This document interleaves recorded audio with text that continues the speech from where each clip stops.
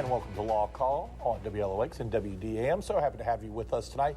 Great topic tonight. We are talking about crime and punishment. That's right. Do you know someone that has criminal charges against them? Are you facing jail time? Maybe it's the other side of it. You need charges filed against somebody. You've been working through your attorney, going through the law system. We've got the perfect panel for you. To your right on the TV dial is our good friend Jim Reeves, always here with us on Saturday night. Jim, great topic here for a summer show. I don't think we've done crime and punishment in a while. We haven't in a while, and we should. I mean, this is it's a scary prospect when the government, if you're a defendant, is coming after you, and it can take away not only your money but your life and liberty. And you need to have a good attorney who specializes in that field. Yes. And we have a great one here tonight. A good long-time friend of mine, Keith Miller from over in Pascagoula, the Miller Law Firm. An excellent lawyer, I would say, among the very, very best in the state in criminal we were talking matters. before the show, of course, you do so much DUI work, and there's just one of these things. Whenever we do a show about criminal, especially DUI, we get so many questions about it. One of the things we've been hearing a lot about for the last couple of years is changes with the state law.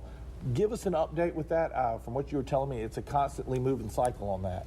Yeah, Kenny, several years ago they started making some changes in the DUI law, and they came up with a non-adjudication statute, yes, which is a good program. It gives a first-time offender an opportunity to go through the process, jump through some hoops, go to some classes, pay some fines, and if they do everything they're supposed to do, then they have an opportunity to have that DUI taken off of their record, and it doesn't affect their insurance, it doesn't affect their driver's license, and things like that. I got you. Yeah. So, but when that came on the scene, that was kind of a seismic change across the state of Mississippi, wasn't it? Oh, absolutely, because before that, you either had to beat the DUI straight out in the trial, or you were convicted of it, and then it got on your record, caused your insurance to go up and things like that. Email question of the week. Let's go. This is a unique one that came across the old email machine. It comes in from Jeff, and it says, my son was looking at an apartment. He leaned on the rail on the porch, which gave way. He fell to the ground, breaking his wrist. The property owner isn't returning my calls. What do I do? Jeff, really do appreciate the question. Interesting one, Jim. A lot of college kids out right now trying to figure out what they're going to do for their next apartment. I can see this happening. Had very similar cases before, a couple of them that I've handled. And so a couple of things. One, a lot of people are under the misconception that just because you're hurt on someone else's property, that property owner is responsible. That's not the case. The law basically states that a property owner has a duty to maintain the premises in a reasonably safe condition, and if it can't be made safe, to provide a reasonable warning. And so obviously if a handrail is not functioning properly, you lean on it, it's not supposed to fall, it sounds like there's probably a case here. If the property owner is not returning your call, what you need to do is go to an attorney Monday morning, especially if you got a broken bone, and talk to an attorney who handles these cases. They'll talk about it generally for free and decide whether you have a case that you want to pursue. The main thing, it sounds like you've already done this, is to get to a doctor, get the proper medical care, because you need the medical care. First of all, you want to make sure the wrist heals properly, but you're also documenting the case so that it's confirmed that you actually were injured, and then you need to get the facts of the case in terms of what the likely future medical needs are going to be. All of that your doctor will help you do. The first thing you need to do, though, is contact an attorney, especially if this property owner has not returned your call. Right. Keith, what are your thoughts on this one? Kind of, you fall off a balcony, you might consider yourself just lucky for breaking a wrist. I mean, that could have been a real fall, real serious fall. Well, that's true, Kenny, but like Jim said, you need to look and see what your potential future medicals may be, because you may have some injuries in there that you're not aware of at this time, and your wrist may feel better in a week or two, but in 6 months or so, you may start having more problems, and you may have some other issues. I got you. Tom, what can we help you with? Good evening, Judy. Hi, thank you for taking my call. I know it's been almost 4 years since the debacle with the hospital system in Pascagoula and Ocean Springs. Has that been settled? Judy, great job not using any proper names right off the bat. I think she phrased that very well. We got two great guys to answer that one. Gentlemen, I'm going to turn it over to who first. Judy, you want to start on that one? Sure. She asked, how has it been settled? Sure, Judy. I was appointed as one of the lead counsel in federal court litigation. The case was settled several years ago, subject to appeal. We had the argument at the Fifth Circuit Court of Appeals 2 weeks ago or 3 weeks ago. It should have a decision there within the next month. The short answer is the case is settled pending appeal. We should have it resolved, I believe, probably in the next 2 months.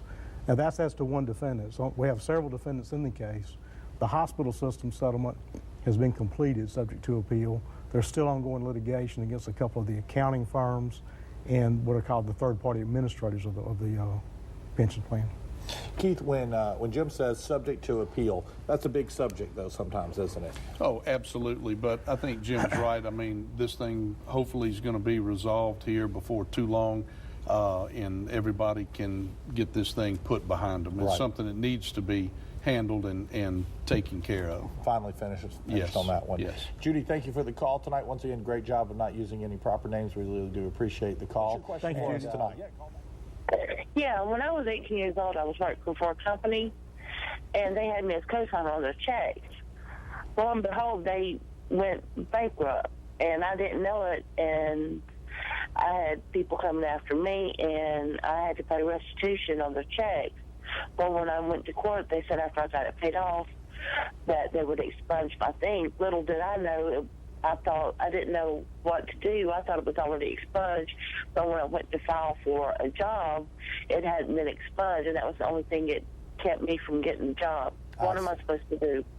Great question, Keith. Expungement is one of those things that it takes some time, doesn't it? It does, and unfortunately, a lot of times what happens is either a court or an attorney or somebody involved in the system will tell an individual that your record can be expunged, but unless you hire an attorney and they go through and file the proper paperwork, get the orders signed, and then mail those orders out to everywhere they need to send them, then your record's not expunged. So that's really what you're going to have to do, because right now, even though those charges may have been dropped, they still lay out there, and if somebody runs your record, it'll show that you were charged, that they were dismissed, but that it'll still be there unless you hire somebody to go in and actually get those records removed. So she would need an attorney and a contract and agreement and have all of that sort of stuff that you usually would for some sort of legal action. That's exactly I right. got you. Yeah, Jim? and this is the kind of thing, look, it's too important. Yeah. Sounds like you've already had a problem with a job because of it. It's not the kind of thing that most people, 90% of the people, are going to have some help with this, okay? Because it's not easy, it's complicated, it's time consuming, and you're better off hiring a professional who's Information I well promise versed. you. Keith Miller, Miller Law Offices. His main office is in Pascagoula, 228-762-8912. Also with an office in Lucedale and works all around this area. Here's the contact information for Matt and Jim. Jim Reeves, Matthew Medier, Reeves and Medier, 228-374-5151. We got to jump in here. We're almost at the end of the show.